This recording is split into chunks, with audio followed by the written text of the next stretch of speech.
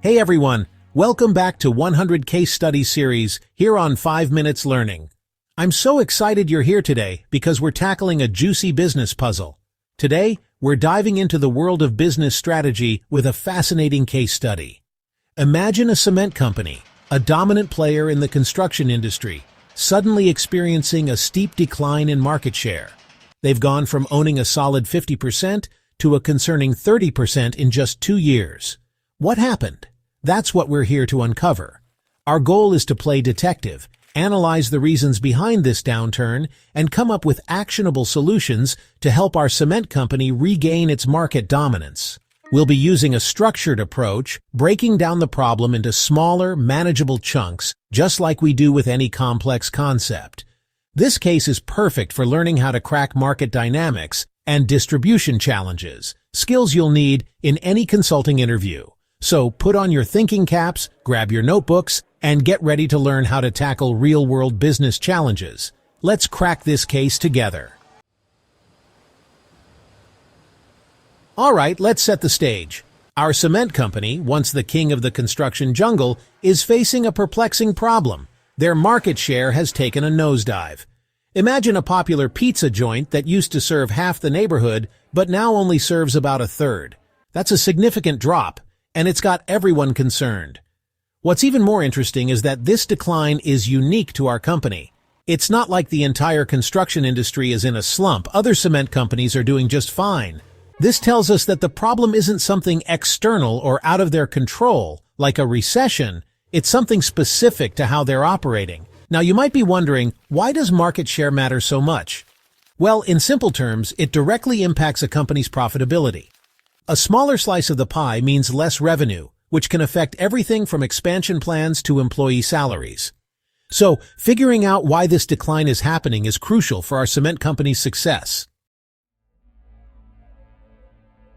To understand what's going on, we need to put on our financial detective hats and examine the company's profit equation.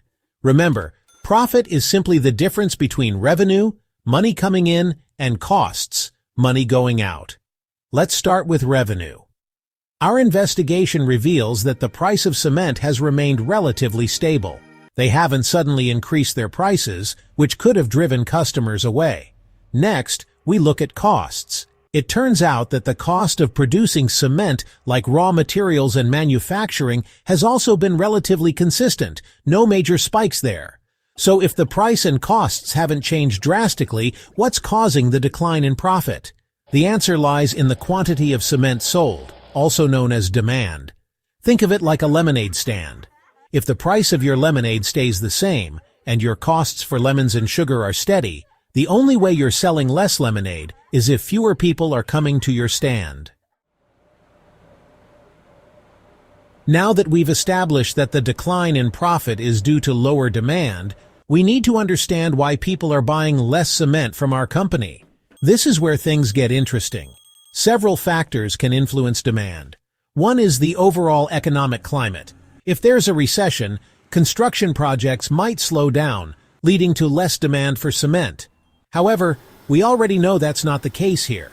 Another factor is competition.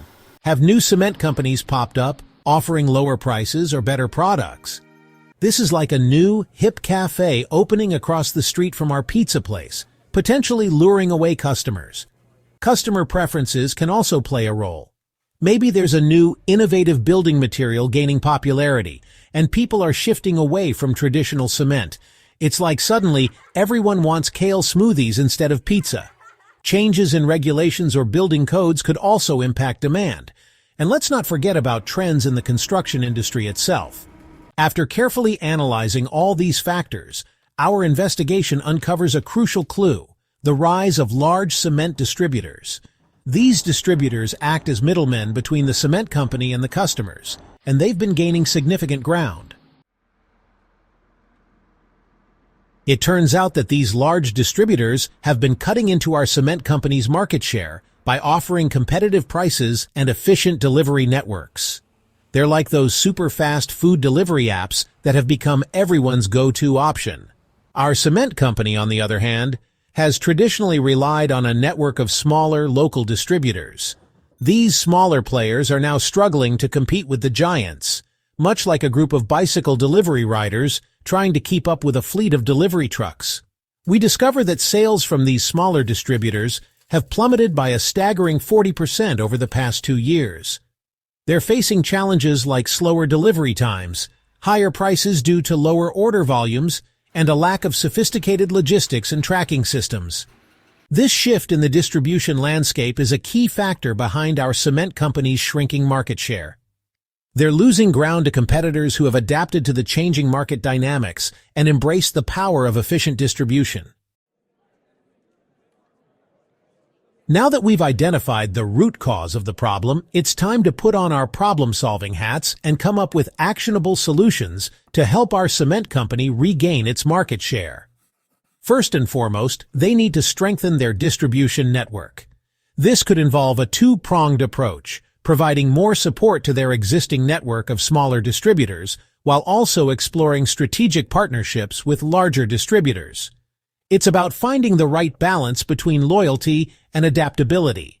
Secondly, they need to enhance their product offerings. This could involve developing new, innovative cement products that cater to the evolving needs of the construction industry.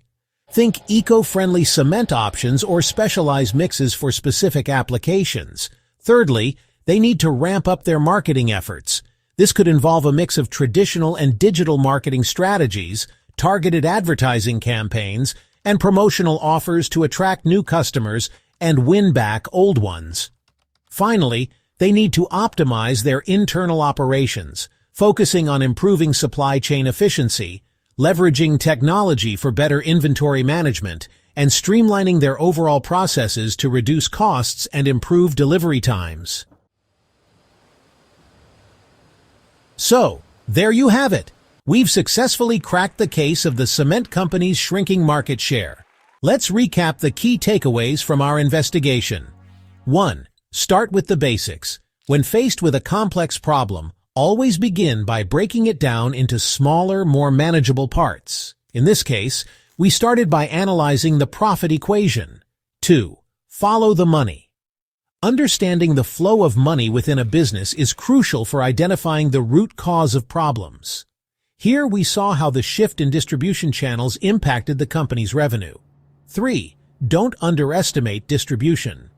Distribution plays a vital role in a company's success. In today's competitive market, having an efficient and robust distribution network can make all the difference. And 4. Stay agile and adapt. The business world is constantly changing.